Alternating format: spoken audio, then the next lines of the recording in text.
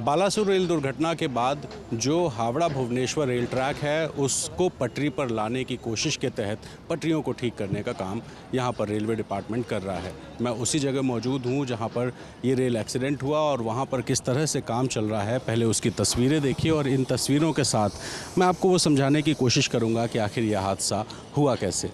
बिल्कुल सामने ये जो बड़ा वैगन आपको दिखाई दे रहा है, यहाँ पर ओवरहेड वायर्स जो होते हैं जिससे ट्रेनों को इलेक्ट्रिसिटी मिलती है, जो इलेक्ट्रिक ट्रेन्स होती हैं वो इसके ज़रिए चलती हैं, वो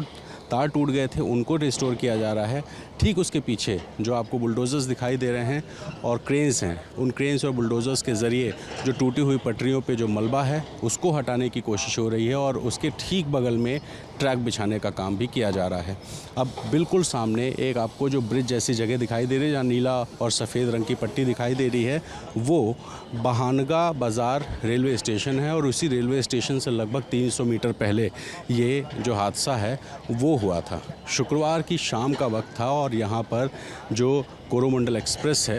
वो जब आ रही थी बहुत स्पीड में तो वहाँ ये घटना हुई है। अब घटना हुई कैसे, अब इस समझने के लिए ज़रा इस तस्वीर को देखिए। यहाँ पर बिल्कुल सामने आपको रेलवे की जो लाइंस दिखाई दे रही हैं, जो उस तरफ की रेलवे पटरी है जो अभी फ़िलहाल टूटी हुई है, वहाँ पर अप और डाउन लाइन है, यानी कि जो ट्रेन आती और जाती है वो उस रूट से आती है। जबकि ये जो नज़दीक वाले दो ट्रैक्स हैं ये लूप लाइन है, यानी कि जो भी ट्रेन्स यहाँ पर रेलवे स्टेशन के पास आती हैं वो आउटर में उनको यहाँ पर खड़ा कर दिया जाता है। तो ऐसे में जो मालगाड़ी थी वो इस ट्रैक पर खड़ी थी जो बिल्कुल बीचों बीच का ट्रैक है, और अप और डाउन लाइन जो है वहाँ पर जो मेन ट्रेन्स हैं वो आती हैं। ऐसे में कोरोमंडल एक्सप्रेस जो कि हावड़ा से चेन्नई जा रही थी वो काफ़ी स्पीड में यहाँ आई, उसको वो डिरेल हुई और डिरेल हो कर के जब वो ट्रेन पलटी तो उस ट्रेन का जो इंजन था वो मालगाड़ी से आ टकराया। ऐसे में मालगाड़ी पहले क्षतिग्रस्त हुई और उसके बाद जो डब्बे थे वो बिखरते बिखरते दूसरे ट्रैक्स पर भी चले गए और वहाँ जब डाउन लाइन पर गए तो डाउन लाइन पर सामने से आ रही दूसरी जो ट्रेन थी वो ट्रेन भी इस दुर्घटना के चपेट में आई। ऐसे में 3 ट्रेन्स दुर्घटना की चपेट में आई और साथ ही जो ट्रैक्स हैं वो ट्रैक्स भी टूट गए। अब इन टूटे हुए ट्रैक्स को बनाने की कोशिश के लिए आप देखिए कि कितने सारे यहाँ जो मज़दूर हैं वो लगाए गए हैं और यहाँ इस वक्त जो बीच का आपको ट्रैक दिखाई दे रहा है जिस पे ये वैगन खड़ी है वो करीब 45 मीटर का ट्रैक अभी ठीक किया गया है। ये बिल्कुल बीच का जो ट्रैक है वो शुक्रवार को घटना के बाद टूट गया था, लेकिन फ़िलहाल इसको ठीक कर लिया गया और यहाँ से 500 मीटर की लगभग दूरी तक जो ट्रैक है वो ट्रैक टूट गया था, तो फ़िलहाल उसको भी रिपेयर करने का काम चल रहा है। और यहाँ पर तमाम इंजीनियर्स और जो विभाग से जुड़े हुए अलग अलग लोग हैं वो सब मौजूद हैं और कोशिश ये है कि जल्द से जल्द इस ट्रैक को शुरू किया जाए, क्योंकि हावड़ा भुवनेश्वर एक व्यस्त रेल मार्ग है और इस रेल मार्ग पर जल्द से जल्द ट्रेनों का जो आवागमन है, जो आवाजाही है वो जल्द से जल्द शुरू हो, इसकी कोशिश फ़िलहाल रेलवे विभाग कर रहा है। तो आप देखिए कि यहाँ सामने जो वायर्स हैं वो लगाए जा रहे हैं और ये जो ट्रैक है इसको अभी सुबह तक ठीक किया गया है, लेकिन अब अगली कोशिश जो है वो मेन लाइन की है। और बिल्कुल सामने आप देखिए वहाँ पर जो मज़दूर ज़्यादा दिखाई दे रहे हैं वहाँ पर ट्रैक्स को लगा करके काम चल रहा है और यहाँ आप जो सीमेंटेड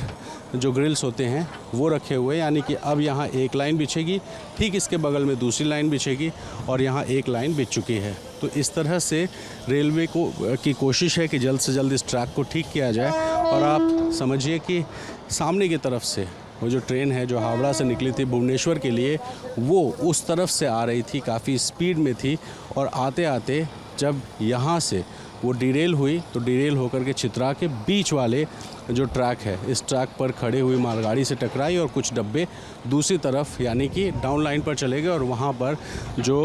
ट्रेन बेंगलोर से हावड़ा आ रही थी वो ट्रेन इस दुर्घटना की चपेट में आई। तो इस तरह से जो रेलवे विभाग के कर्मचारी हैं वो लगातार काम कर रहे हैं और रेलवे की कोशिश है कि रविवार शाम तक या सोमवार सुबह तक ये जो तीनों रेल ट्रैक्स हैं जो कि करीब 500 मीटर तक क्षतिग्रस्त हुए थे उनको ठीक करा लिया जाए और इसी कोशिश के तहत यहाँ पर लगातार दिन और रात काम हो रहा है। तो फ़िलहाल